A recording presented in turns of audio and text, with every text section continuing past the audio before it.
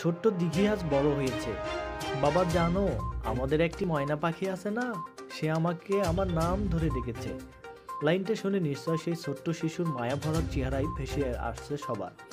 শিশুটিকেও সবাই চেনে, সবার প্রিয় দিঘি। পুরো নাম প্রার্থনা ফারদিন দিঘি। সেই ছোট দিঘি আজ মঙ্গলবার 26শে অক্টোবর 18 বছরে পা দিয়েছে। বাবা সুব্রত ও মা দোয়েল দুজনেই বাংলা চলচ্চিত্রের পরিচিত দুই মুখ। তারকা পরিবারে জন্ম হলেও ছোটবেলাতেই মাকে হারিয়ে বাবার আদরেই বেড়ে ওঠেন তিনি।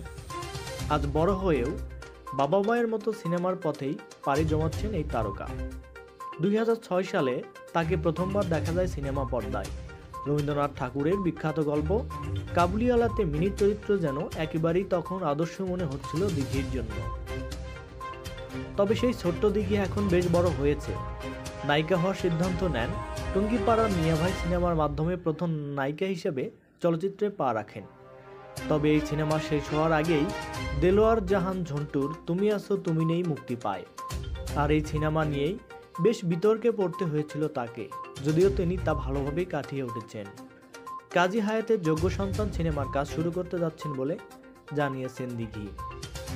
একটি সময়ে খুদে অভিনেত্রী মাসে 30 দিনই ব্যস্ত থাকতেন কাজে। লাইভ, ক্যামেরা, শুটিং স্পট, সিনেমার সংলাপ, পাণ্ডুলিপি, মেকআপ এই ছিল তার জীবনের অংশ। তিনি প্রায় 36টি চলচ্চিত্রে অভিনয় করেছেন। অধিকাংশ ছবি ব্যবসা সফল। এর মধ্যে 34টি মুক্তি পেয়েছে। 2006 সালে কাবুলিওয়ালা, 2010-এ চাচ্চু আমার চাচ্চু এবং 2012 সালে 1 টাকার বউ ছবিতে অভিনয়ের জন্য শিশুশিল্পী হিসেবে জাতীয় চলচ্চিত্র পুরস্কার পেয়েছেন তিনি। মনে রাখবেন, আমাদের চ্যানেলের সমস্ত ভিডিও শুধুমাত্র বিনোদনের জন্য। বিভিন্ন সময় শিল্পী কলা কৌশলীদের ছবি ব্যবহার করা হয়। এটা কেউ সিরিয়াসভাবে নেবেন না, বিনোদন হিসেবে গ্রহণ করবেন। ধন্যবাদ।